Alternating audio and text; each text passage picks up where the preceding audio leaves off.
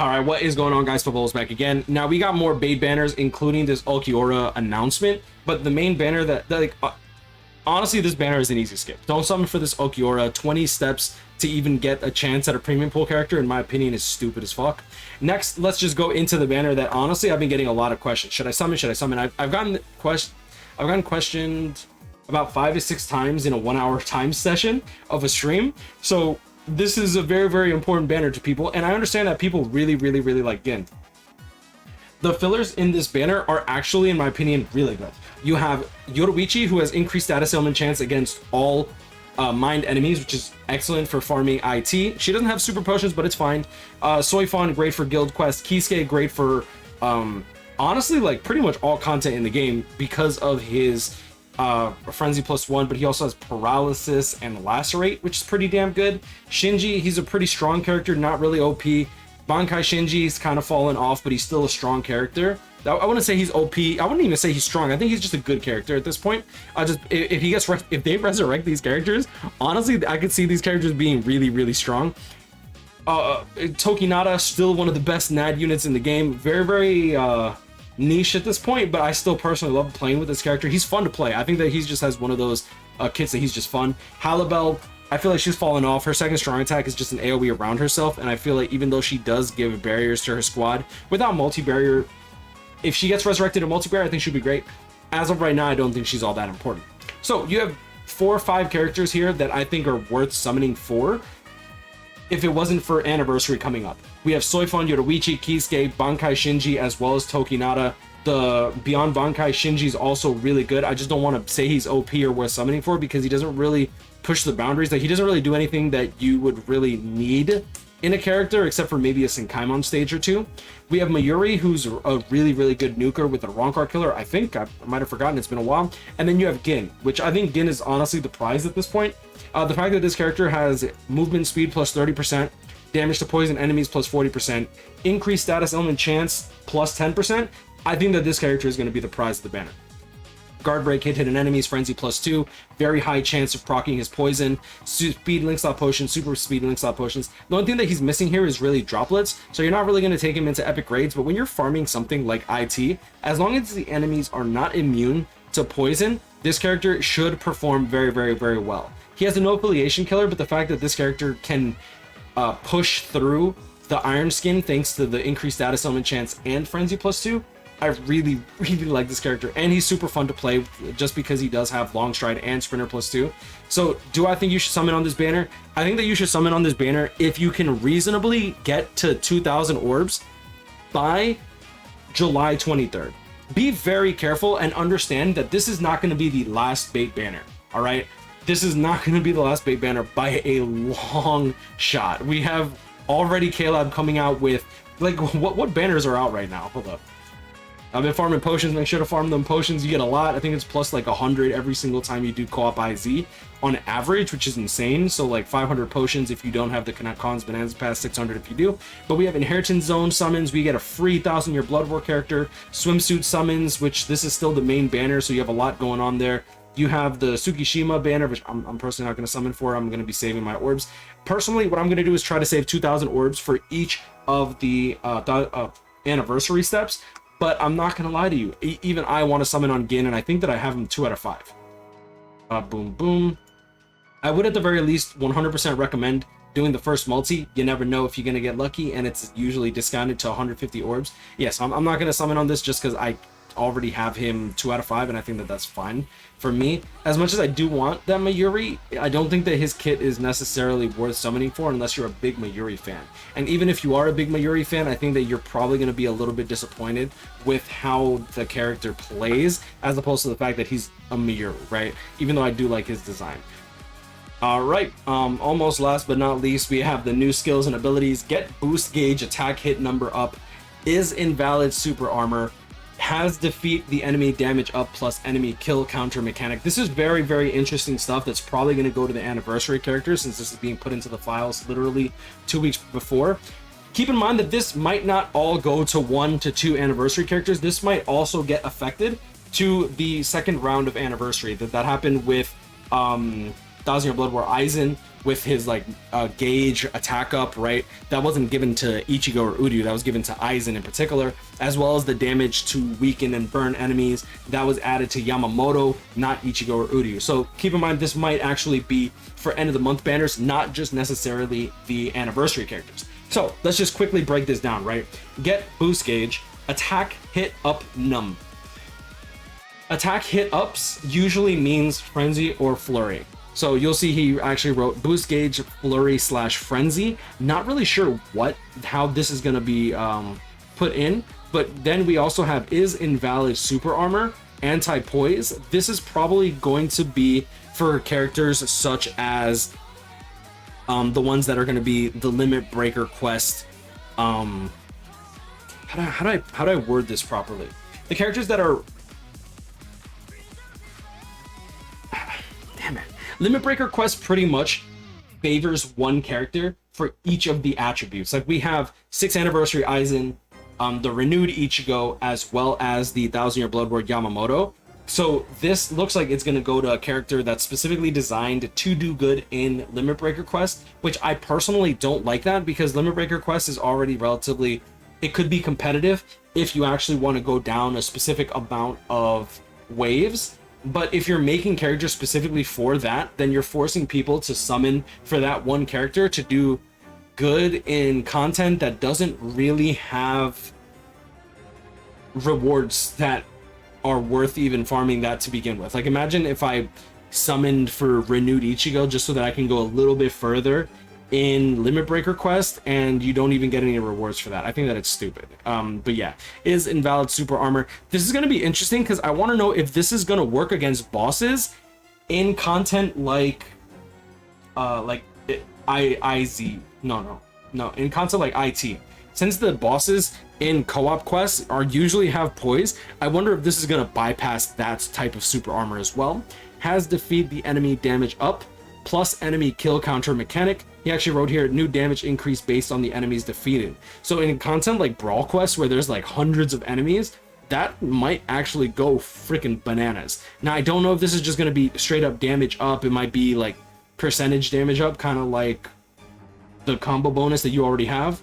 But yeah, that's pretty much that. Other potential effects added to boost gauge are adrenaline, so increased normal attack speed, sprinter, and a long stride. Someone actually DM'd me and they're like, yo, Spike, do you think that if the character has long stride to their gauge, will you be able to stack double long stride? I don't know, but that sounds hella fun. But going into the rest of the news, we actually got quite a lot of news. Going into 15.10 update, we actually got an adjustment to the treatment of lost connections during co-op. When someone makes a lobby, if they disconnect, that lobby usually sits there for an extended period of time. People will join, leave, and the room will never start because the guy's disconnected, right? Now that you have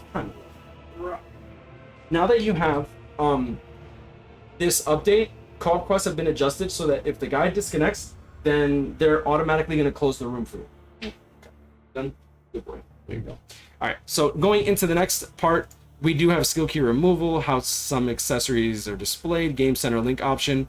Please be aware that we have stopped new data linkage with Game Center. Any players who link their game data with Game Center before new links were stopped will be able to use Game Center for data linkage until service is completely stopped. This is huge. If you are linked with Game Center and have not made a KLab ID, they have already started blocking people from linking with Game Center, and they will eventually stop people from being able to even link with Game Center. So if you lose your phone, you might lose your account. Please, please, please, I implore you, just make a fucking KLab ID, even if you're against it. Use a trash email that you will always have access to if you don't trust them with personal information. Character link and accessory sets. Players can now save sets of character links and accessories on the preparation screen for single player quests, co-op quests, epic raids, the limit breaker quest, and augment ascend screen. That's awesome. Up to 5 sets can be saved per attribute. That's good. Next, epic raid result screen. You'll now be able to skip the item effects and animations on the result screen of an epic raid they cleared using 5 soul tickets. When starting a room in Epic Raid that does not meet the Epic Raid entry requirements, a set that meets these requirements will be automatically selected, which is nice. Item screen improvement, issues fixed. In Extreme Co-op, starting a new room but setting no rules resulted in only players of the room's owner leagues being allowed. Just issue fixes, bug fixes. Participating in arena as a guest would result in enemies not moving towards the player. Under certain arena, I don't care about it for arena. If you care about arena, that's tough. And yeah, so going into the final bits, we do have the KLab financials over here. I'll bring that up at the end because I know some people don't really care about numbers, but I personally do. And you'll see here that we actually have the program for excuse me, the 8th anniversary Bankai Live. They didn't say 1,000 Year Blood War, but it's very possible we might get 1,000 Year Blood War news. You'll see here opening Brave Soul News 1, special move animations, 8th anniversary special move quiz, Word Wolf, no idea what that means. Brave Souls Q&A, co-op challenge, anime special segment, Brave Souls News 2, and ending. Now, normally, the opening Brave Souls News 1s, this is pretty much going to be them showing off the anniversary character, but not just that. We usually don't get stats and skills, but we actually do get some theory crafting. We get some gameplay. We get to see the strong attacks, and we get the theory craft. And I honestly, I love that part. I always get sad when we don't get to like, don't get me wrong, I'm not blaming Hiken or Soldex for data mining information, because, like, you know, it's just information that KLab puts into their stuff. But there is a giddiness that I do get when you don't know what's coming out next. And I mean, I could be ignorant and just not look up the news that they post and then be surprised, but I always love anniversary because we don't know what the anniversary character is half the time, so we get to just like experience it all together, all at once, all live. And that's usually like my favorite part of it's usually my favorite stream of the year, minus the part that we usually end up not getting the anniversary character when it drops, right? But either way, it should be a lot of fun. I will be streaming when that goes live. I don't even know when it goes live, I'll be real with you. If you go to the BBS YouTube channel, you'll see it there. You can literally set a reminder for it as well. We got the 1,000 Year Blood War Resurrection, some of the best ever. And now let's talk about the BBS financial report, because people were saying that I was capping. So thanks to Cool, he actually sent me this. This is the investor information that they gave from Q1 from Q4 to Q1. You'll see here that their revenue actually plummeted by 33.8% due to Captain Tsubasa. Apparently Captain Tsubasa and Bleach Brave Souls are actually carrying the shit out of KLab right now. So this is what I'm talking about. Like, I kind of wish that KLab would just understand that if they want us to spend money on Bleach Brave Souls, they really have various outlets that they can do. Nowadays, a lot of the whales are going to be going for multiple characters, and most of the free-to-play players are going for one copy of the character that they like. If KLab just gave out a banner character and a selector, like say they did like, okay, every single 2 weeks, there's an $80 pack that gets refreshed, guaranteed one character of your choice. A lot of people would end up opting to spend money on the game. Maybe not a lot of people, and a lot of people might get mad at that, but like at the end of the day, KLab needs to make money because this game is not doing too hot. They went from revenue of like 4 million yen down to like, here you go, 4.3 billion yen down to 2.9 billion yen. Now, don't get me wrong, that's a lot of yen, but you'll see here that the gross profit, the money that they actually keep, they literally have to spend about, let's see here, 2891 minus 450. They have to spend 2.4 billion yen in order to make 450 million yen in profit. That's a very, very, very dangerous like way to play a game. Like, imagine if you're just like, and remember that this is not 100% guaranteed. If people just decided, you know what, I don't feel like, I don't want the Cons Bonanza pass. You know what I'm saying? I already farmed enough. I don't want the character collector's pass or $80 pack, $40 pack, whatever the whales are spending. If all the whales decided, nah, I don't want to spend 2.8 billion yen, then the operating costs stay like relatively the same, and KLab will end up doing really, really poorly. You'll also see here that their operating income. No, I don't want to talk about the income. Where is? Oh, did I not post it? Oh, I didn't post it. Crap. Hold on. Give me one second. I don't like exposing DMs, but I'll bring it up. The where's my boy Cool? Shout out to my boy Cool. He's got a lot going on in his life. I'm very, very, very happy for him. He didn't announce anything yet, so I'm gonna, what do you call it, respect that decision of his. But I'm very, very happy for him. Let's see here. There we go. Cool. Wait, is this it? Intangible assets, operating income. Ah, there it is. Expenses, revenue. 2.89 billion yen, right, is the revenue. COGs, I don't even know what is COGS in sure accounting. Cost of goods sold. Ah, there we go. Cost of goods sold, 2.440 billion yen. That's pretty much what we brought up here. Royalties and commissions. 1,100,000,000 yen in royalties. Keep in mind that this is before they didn't come out. This is this is Captain Tsubasa as well as Bleach Brave Souls as well as the end of Love Live, because this is Q1. But you'll see here that their royalties plummeted from 2.1 billion to 1.1 billion. Remember that we didn't get a Thousand Year Blood War character, and I don't really know what else they have to do for royalties for Captain Tsubasa in particular, which I still laugh at this. With the release of the blockchain game Captain Tsubasa Rivals, contracted development recorded in as inventory assets was transferred to cost price. Lol. 2.1 billion yen. The difference, 48% in royalties they didn't have to pay from Q4 to Q1 in 2023. So, too long, didn't read, don't know math, whatever. Their company is like very like that's heavy margin that they have to play with, right, in order for their company to not go under. But you'll see here that where's the profit? There should have been a profit. Here we go. Gross profit 450 million yen, but when they actually like pay a lot of money, like how much did they pay for Q4? 4369 minus 974. They paid 3.395 billion yen for a 974 million yen profit. It's I don't really see this as sustainable. Don't get me wrong, I get that you play with a lot of debt when it comes to business. Like I personally play with debt to an extent, like obviously I'm just trying to understand exactly how much my income is versus how much goes out versus how much I pay interest versus how much I make profit in line with the interest that I'm spending, right? Because if I'm making double what I'm spending, but then I'm also paying like 10% in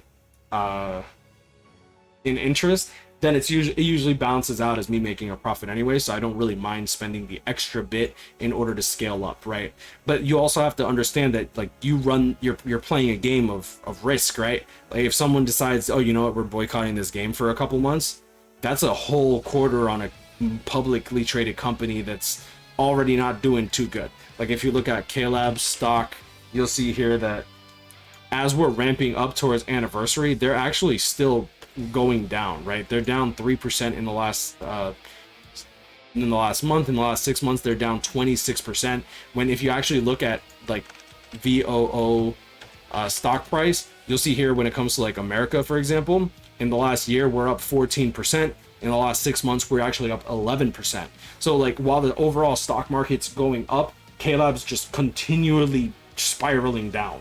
So yeah, I'm pretty much just defending the video that I made at this point. But yeah, anyways, I'm gonna leave it at that. Guys, grind. I'll catch up. Stay blessed. Hopefully, I was able to help you make a proper decision when it comes to this banner. Just be very careful. Make sure that you have at least 2,000 orbs, or can get to 2,000 orbs by the end of this month, so that way you're able to summon for the anniversary banner, as well as whatever 1,000-year Blood War banner or something else. I'm pretty sure it's gonna be 1,000-year Blood War since the 1,000-year Blood War banner's back.